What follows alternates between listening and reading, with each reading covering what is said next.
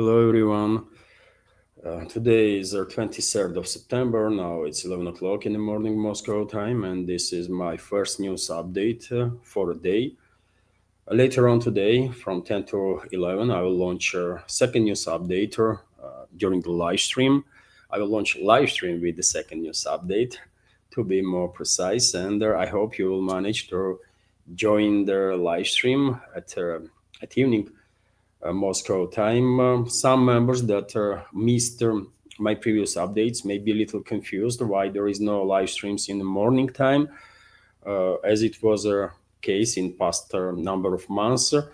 Well, dear friends, YouTube's algorithm and also algorithm on Rumble, as far as I can tell, are treating differently live streams and pre-recorded videos, and therefore, in attempt to reach wider audience, I decided to make these changes. Hopefully, it will work. So I will just repeat to let you know that from now on, and I don't know until when, but live stream will be between 10 and 11, or I will launch live stream at 10 or 11 p.m. Moscow time from Monday to Thursday at least.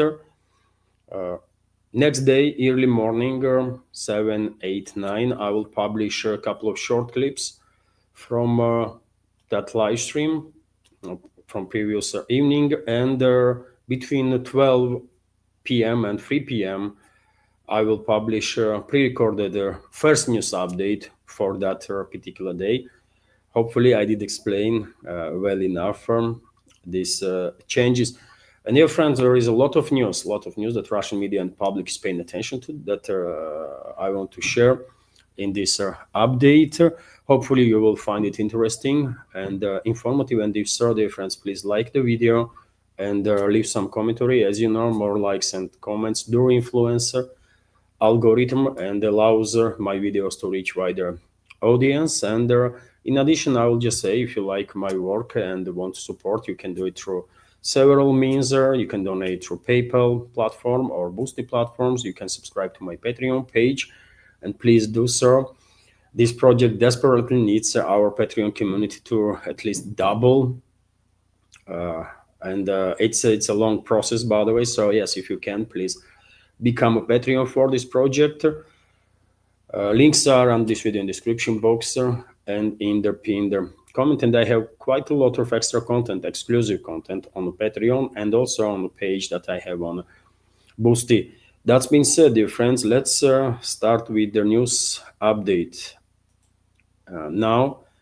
And first of all, I will share with you latest update on the work of air defense systems on duty. Russian air defense systems, RIA Novosti, based on Defense Ministry's update, is reporting that during the past night, air defense systems intercepted 81 drones that was launched by Western-backed terrorist regime of Zelensky to strike deep into Russian territory, obviously with assistance of NATO countries, because without US and UK in particular providing flight path and targeting data to the regime, as well as drones themselves, obviously neither Zelensky, neither his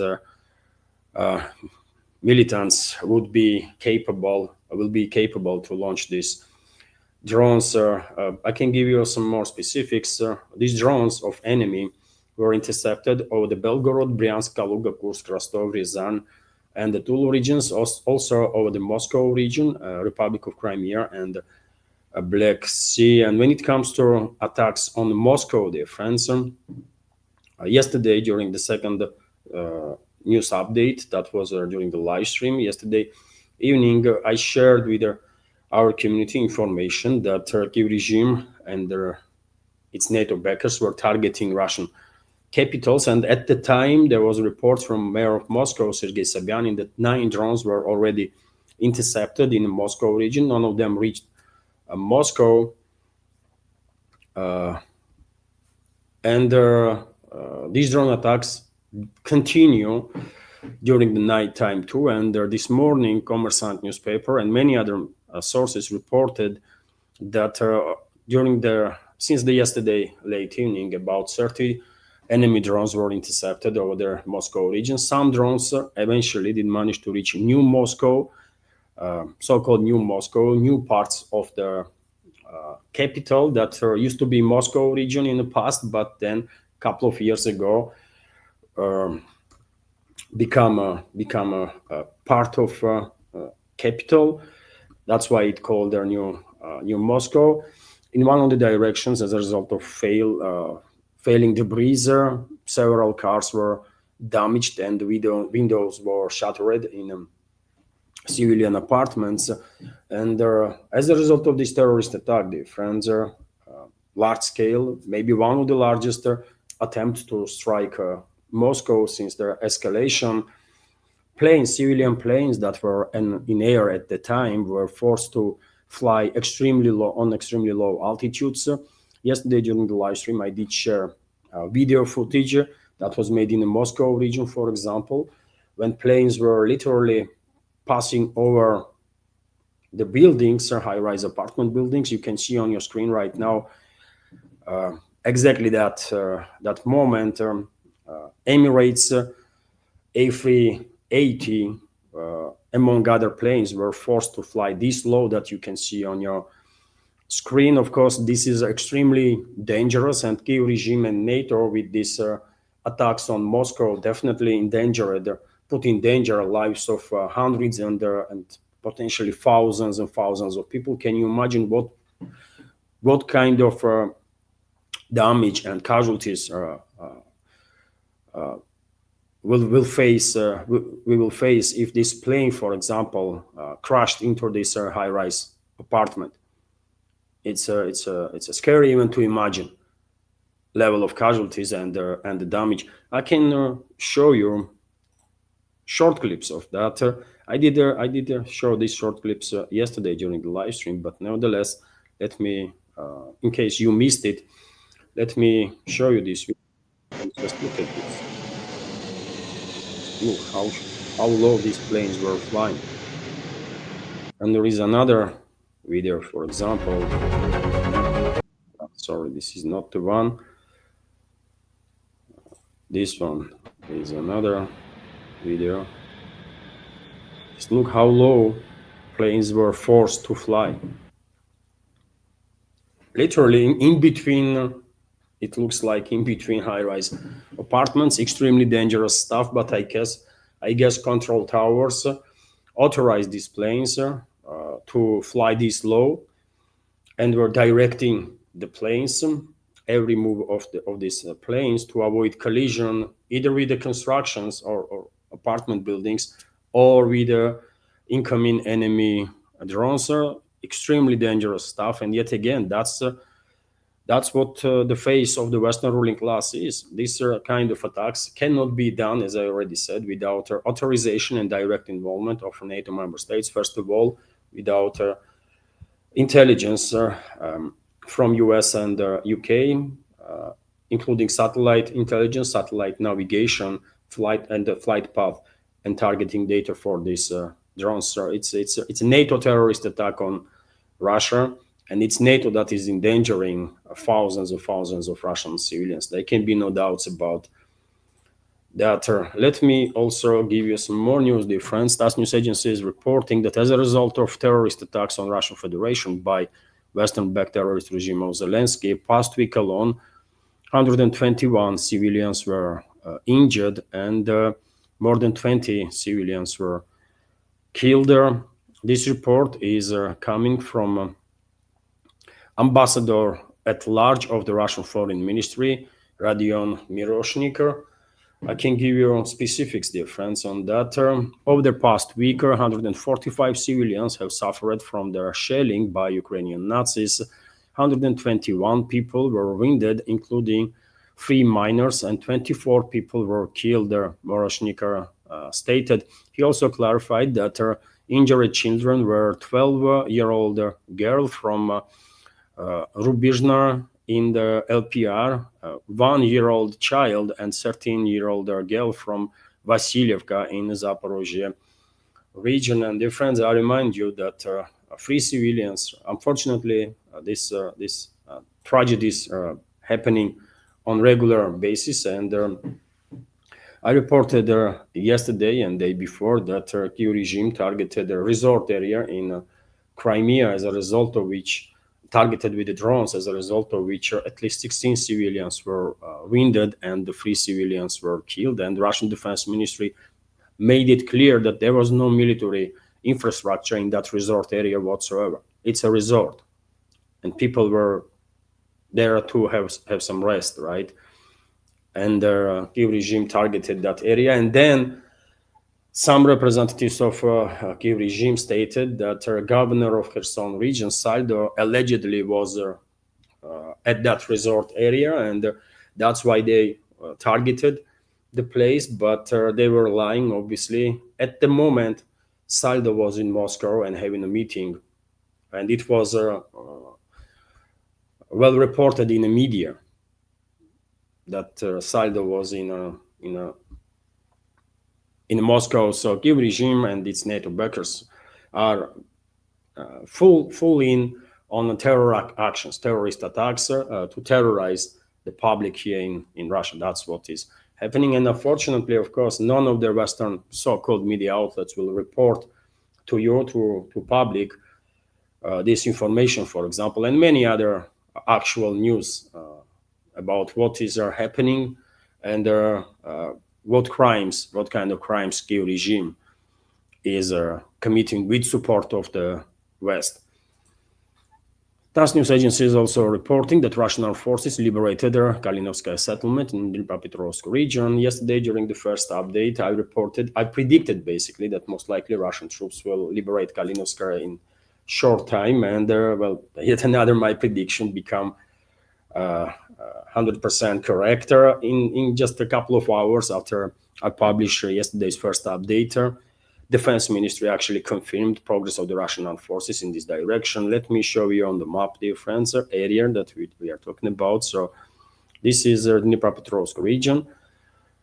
On the western side of this red line is a border between DPR and the Dnipropetrovsk region, and this is Kalinovskaya settlement, this prolonged village, and it is under full Russian control. Seems like Russian forces are moving towards cutting this main supply and support line of Kiev regime's forces in Gulay-Pole direction, and I guess it would not take more than a couple of weeks, and Russian armed forces will establish direct fire control on this magistral.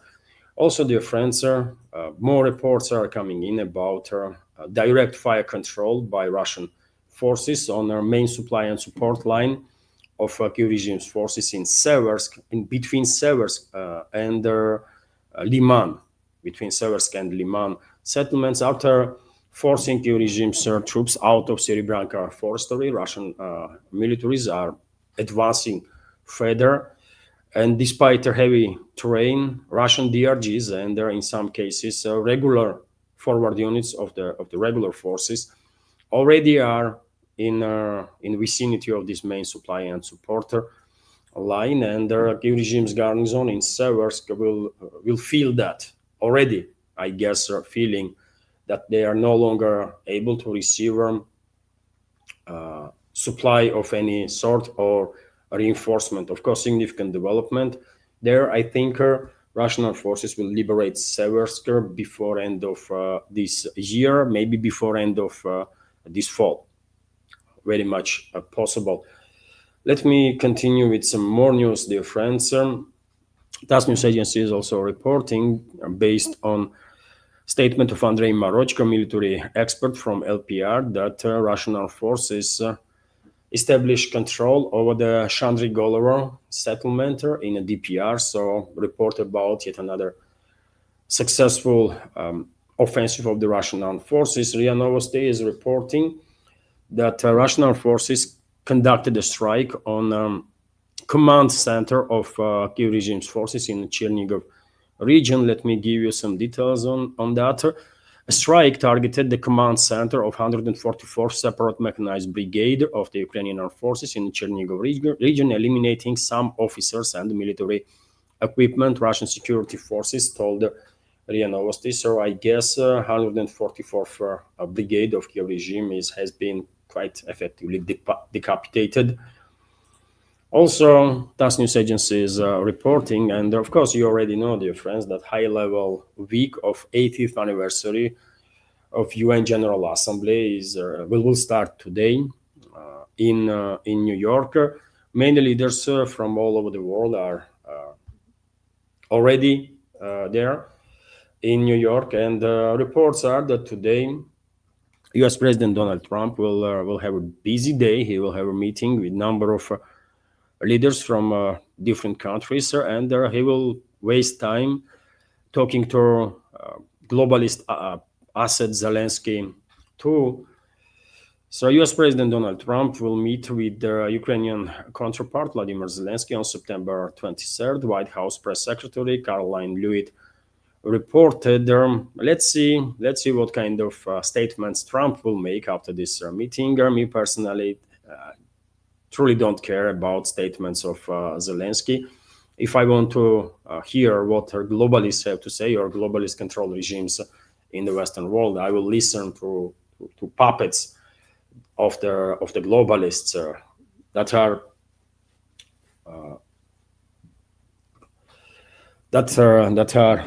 appointed as a prime minister of UK, for example, Stammer, or president of France, Macron, or German chancellor on the position of chancellor of Germany, like Scholz, right?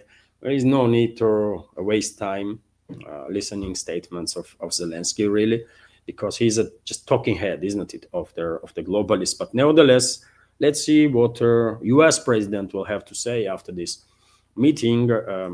And in addition, as I already mentioned, Trump will have a meeting with the leaders of number of countries from different parts of this world. For example, Caroline Leavitt yesterday also announced that Trump will have a meeting with the leaders of Argentina, European Union, Indonesia, Jordan, Pakistan, Qatar, Saudi Arabia, Turkey. Trump is going to be focused, seems like, on the meetings with the leadership of Middle Eastern countries. I guess U.S. leadership is in damage control mode after Israel attacked Qatar, and we all see outrage in the Arab world about it. And I guess after this strike on Qatar, leadership of Persian Gulf kingdoms or states, leadership of countries in the Middle East in general, countries that are formally at least allies of US, are realizing that being ally of US don't mean they are safe, right? So some significant changes to be expected in a political course of the Middle Eastern countries, and I don't think Trump or anyone else from Washington will be able to influence the situation now. It's just too late. US lost the Middle East, one might argue, with that strike that Israel conducted on the Middle East, because elites of Middle Eastern countries, including Persian Gulf, most powerful countries there, or one of the most powerful countries like Saudi Arabia, UAE, and others, definitely have no reason now to feel safe just because they are allies of US, and they will definitely try to move ever closer to BRICS, to Shanghai Cooperation Organization, to seek additional security architecture for the region. Let's see what kind of statements we will hear about these meetings also that Trump will have today, allegedly. RIA Novosti, meanwhile, is reporting that British Foreign Minister, British Foreign Secretary stated that NATO is ready for confrontation with Russia. Well, globalists and globalist control regimes in the collective West, especially in Europe, by the way, are not stopping in their attempts to further escalate with Russia to prepare ground for next phase of escalation. And this information is definitely additional indicator of that. Let me give you some details. So NATO is prepared to respond to Russia with a direct confrontation over alleged airspace violations. British Foreign Secretary Cooper stated, we have quote here, they open the way to a direct armed confrontation between NATO and Russia. NATO's combined might is underwhelmed, and the alliance resolve to defense, peace and security in Europe is unwavering, she said at the meeting. She recalled that British fighter jets have joined NATO's Operation Eastern Guardian, whose participants patrol skies over the Poland. Dear friends, this was exactly the reason to deploy additional fighter jets closer to Russian border. This was the reason why NATO countries come up with these false flag operations, with their drone story in Poland and Romania, and with this fighter jet story in Estonia. All false flag operations, by the way. Neither NATO country, neither provide any actual evidences that they are saying the truth. None of them, by the way, right? Meanwhile, it's not just the British Foreign Secretary that is threatening Russia with military action. Polish Foreign Minister Radzislav Sikorski also went to say yesterday during the UN Assembly that Russia is being warned, and Russian planes will be shut down if NATO countries will decide that Russian planes are violating their airspace or whatever. I spoke about this yesterday in quite a detail, dear friends. I published that episode from yesterday's live stream this morning, and if you want to go into details on that matter, please check that short clip or entire yesterday's live stream. I would not waste time on that now, but yes, NATO is preparing for the next phase of escalation, and hardly anyone can doubt that at this point. And yesterday, Russian president, once again, as I highlighted during the live stream, make it clear that if it comes to it, Russia is ready to use all necessary military and technical means to deal with whatever hostilities we might face from hostile states. That was a very strong warning, maybe last warning from Moscow, from Russian president, by the way, towards the globalists and the globalist control regimes all over the Western world. Yet again, I did spoke in details about all this stuff in yesterday's evening live stream, and if you are interested, please check that video, or at least the short clips that I make about it and publish this morning. Meanwhile, RIA Novosti is reporting that EU said it could stop importing LNG from Russia earlier than planned. As you know, US demands from EU member states, European states, basically to cut all the cooperation with the Russian Federation, economical cooperation included. And because globalists and globalist control regimes in Europe are desperate to keep US in this proxy war against Russia, because they know perfectly well on their own they are not capable of sustaining this war, they are basically agreeing almost on everything that comes out of from Washington as a demand.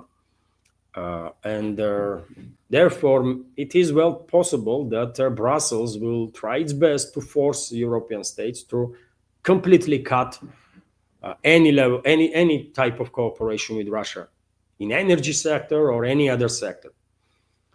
So let me give you some details. The European Union can afford to impose sanctions on Russian liquefied natural gas imports earlier than planned, as the market situation has changed with the emergence of new suppliers, said European Commission spokesperson Anna Kaiser Altkonen, and she's lying, by the way. I don't know how this Anna Kaiser is referring to herself, she, he, they or them or whatever, but this person is clearly lying because on LNG market, by the way, new players are not emerging on daily basis. This market is well established, right? And there are no new players there, literally none, right? This person is simply lying to public.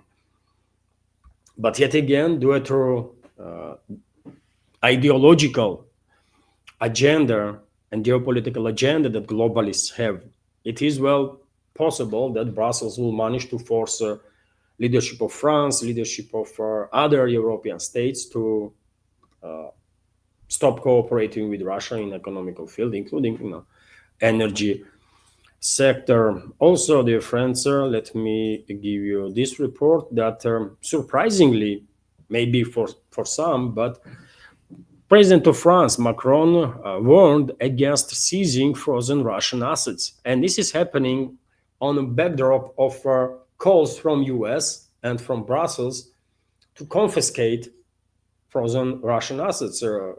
Trump and Trump's team was very clear about it.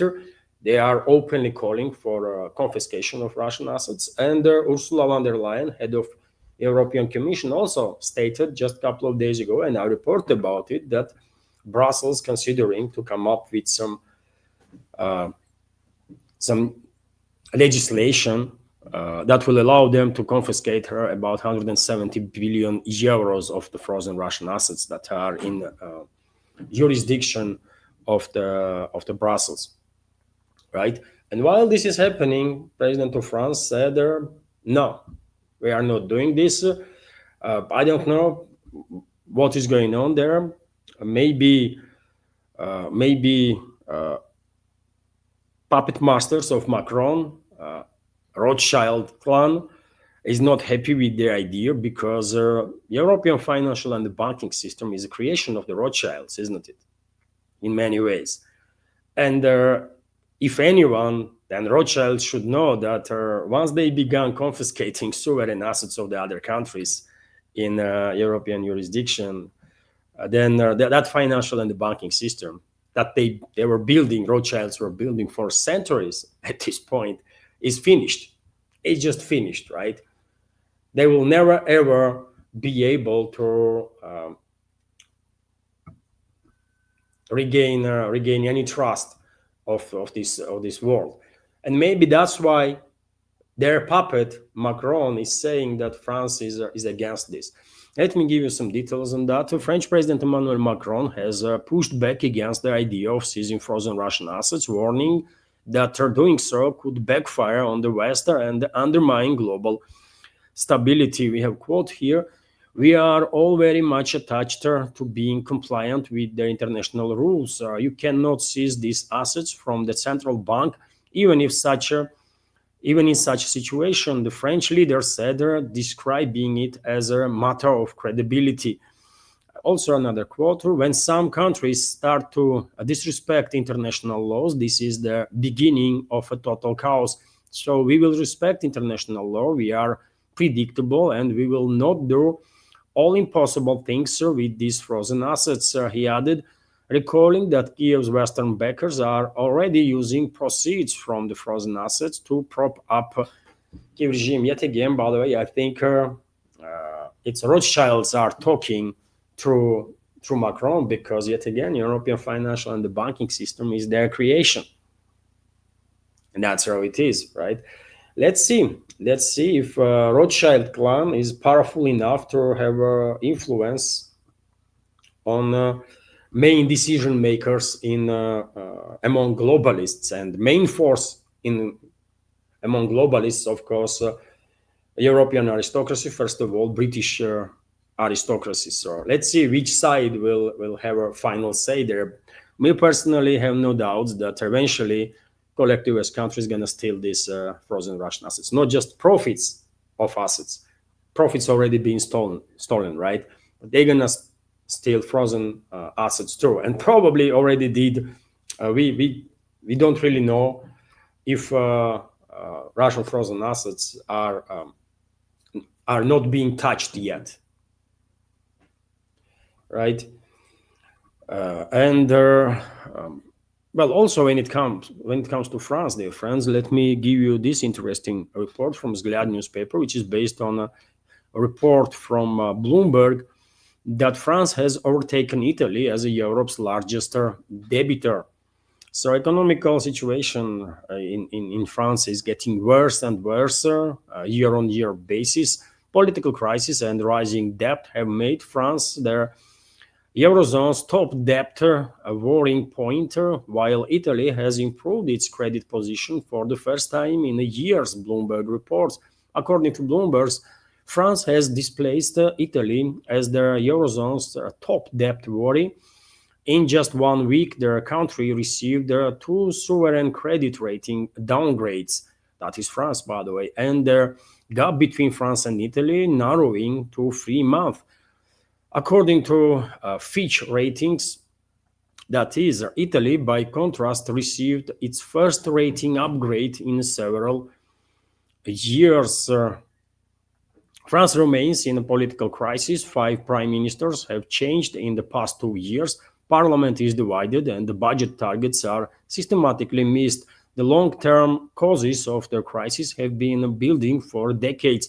France's budget expenditures remain among the highest in the world, despite the reform efforts and cuts since Emmanuel Macron rise to power. In Italy, the current government of Giorgia Meloni has held the power for almost 3 years and has achieved some deficit reduction, while France has rarely achieved the EU mandated deficit target of less than 3% of the GDP. In recent years, the digitization of Italy's tax system and stricter controls have increased revenues. Public debt remains higher in Italy, but the gap is rapidly narrowing amid rising French spending. By 2029, the French state auditor estimates that annual debt servicing cost will exceed 100 billion euros, up from 30 billion in 2020.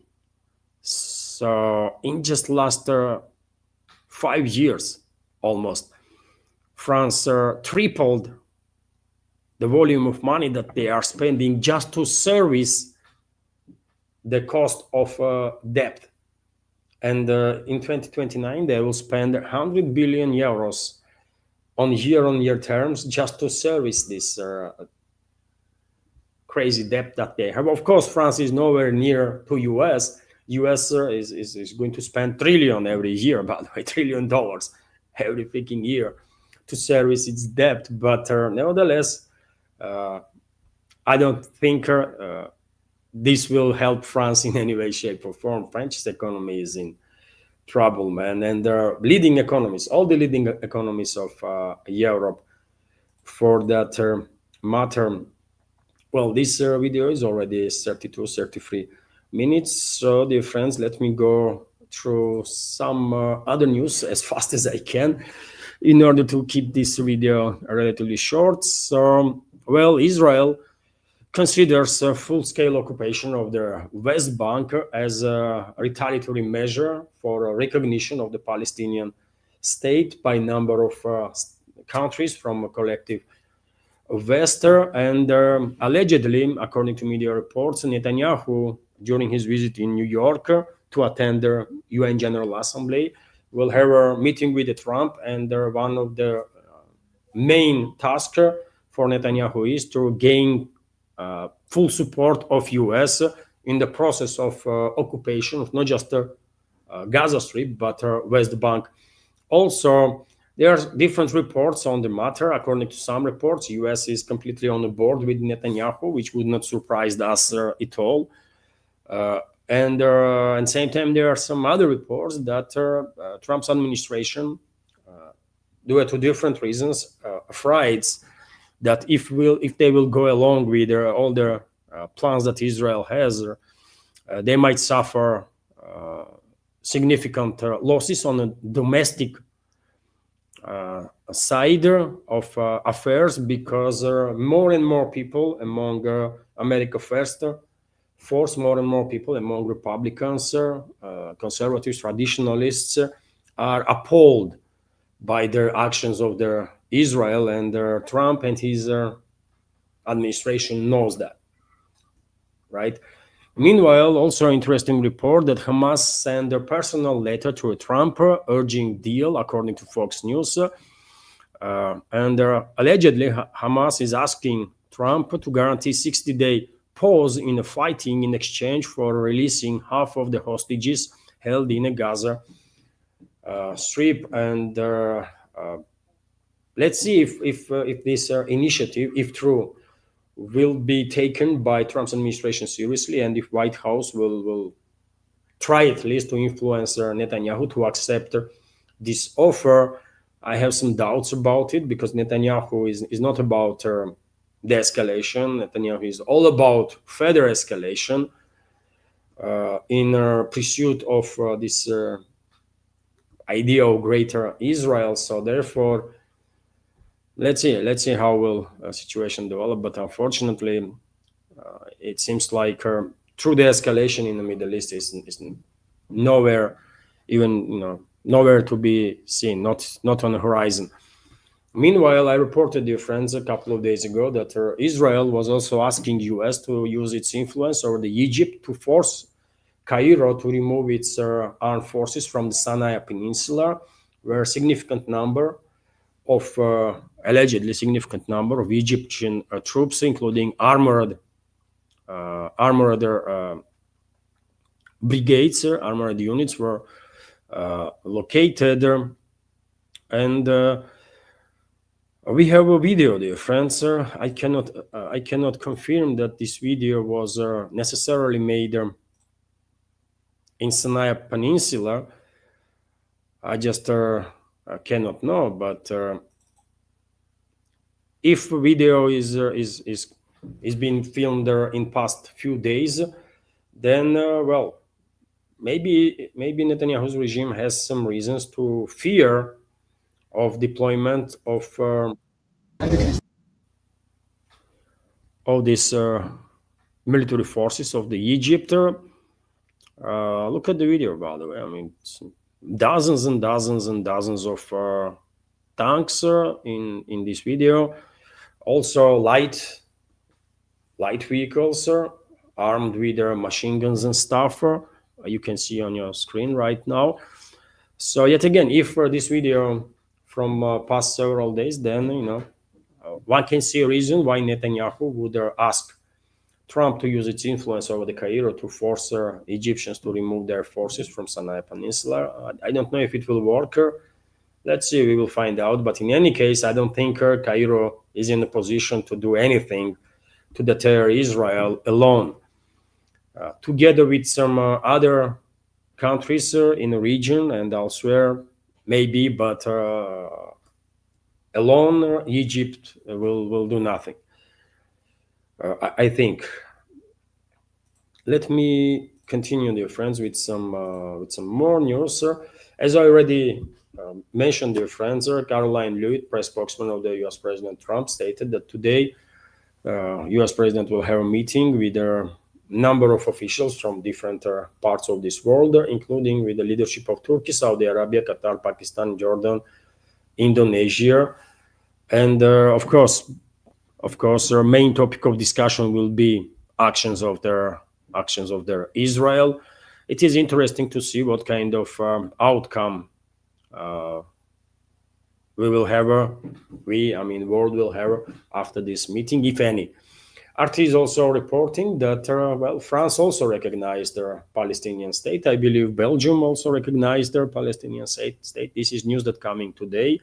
Earlier, UK, Canada, Australia recognized their Palestine statehood of the Palestine, and this process continues. Quite a number of countries in the collective West are recognizing Palestine as a state, while the rest of the world did it for a long time ago. By the way, Moscow has recognized the statehood of Palestine in 80s, I believe, or late 70s. Right. Question is, will these Western European countries change their policies, and will they stop supplying Israel, for example, with weapons, munition, intelligence, and so on? And will they stop assisting Israel in its military operations that are widely recognized as crimes against humanity? Right. That's the question. Because recognition itself hardly stop Netanyahu and his affiliates. but through actions, cancel of the cooperation, military and other, might actually have some influence.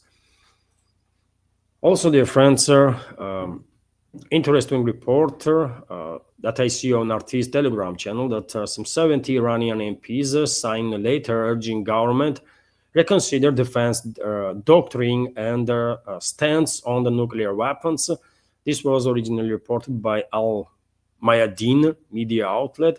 Khamenei has a long-standing fatwa Islamic decree prohibiting use of nuclear weapons. MPs stressed doctrine established at the time was still capable of containing Israel, and therefore, because now West, according to Iranian MPs, no longer able to influence the Israel, then doctrine has to change. And I remind you, dear friends, that just a couple of days ago, as I already reported, Pakistan and Saudi Arabia signed their mutual military protection pact, and Saudi Arabia, by doing so, gained a nuclear umbrella.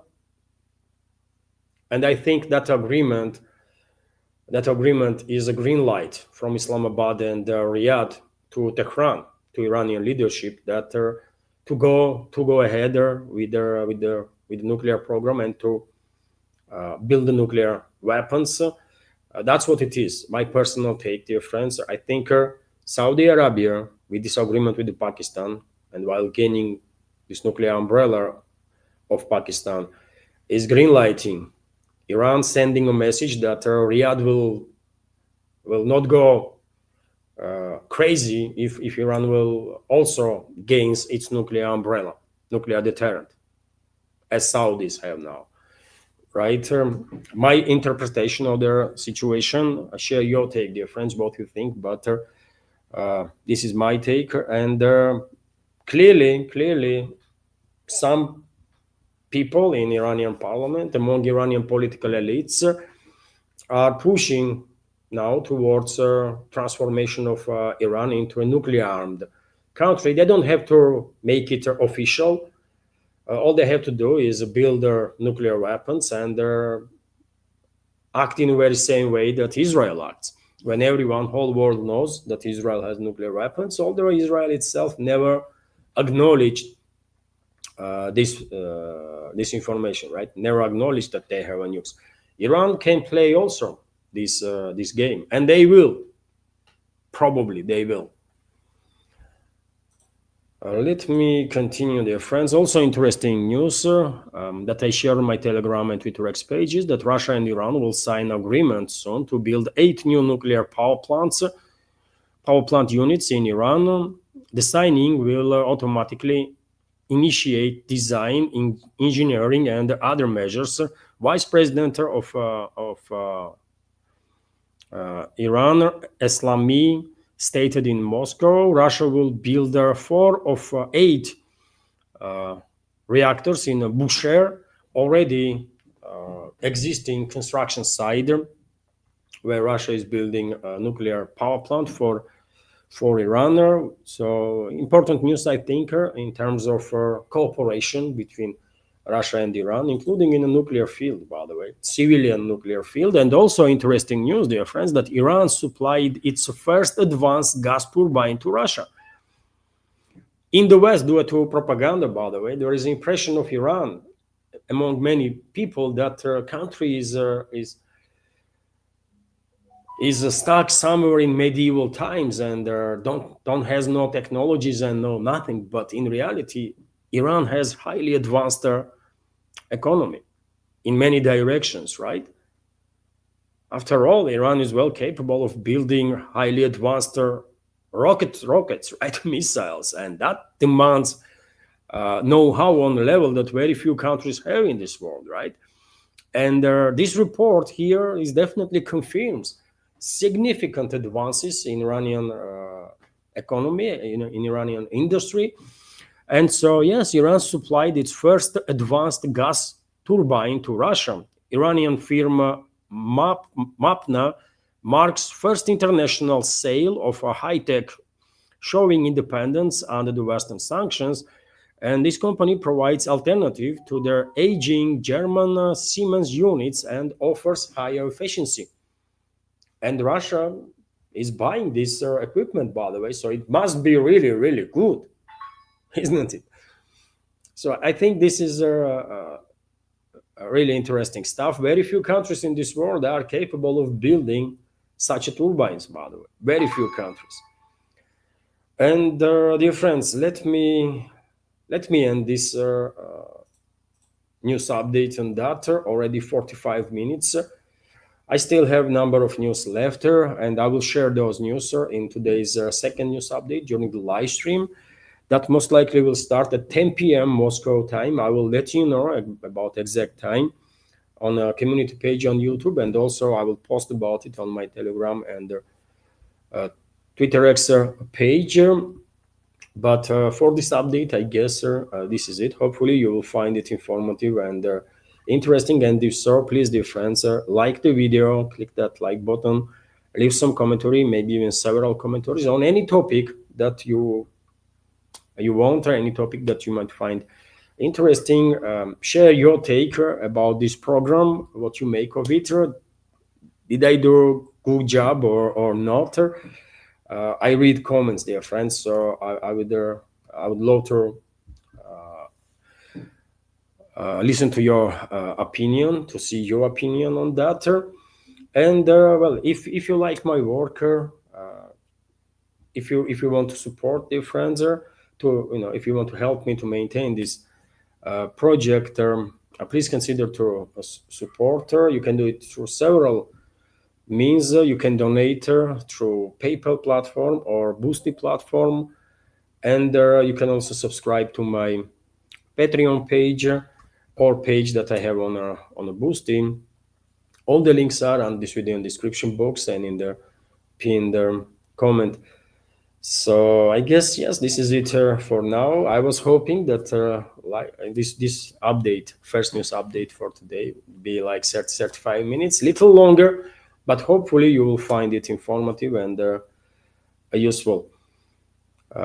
Thank you for your attention, dear friends, for your time. Have a wonderful day, and hopefully see you this evening during the live stream. Join if you can. Bye for now.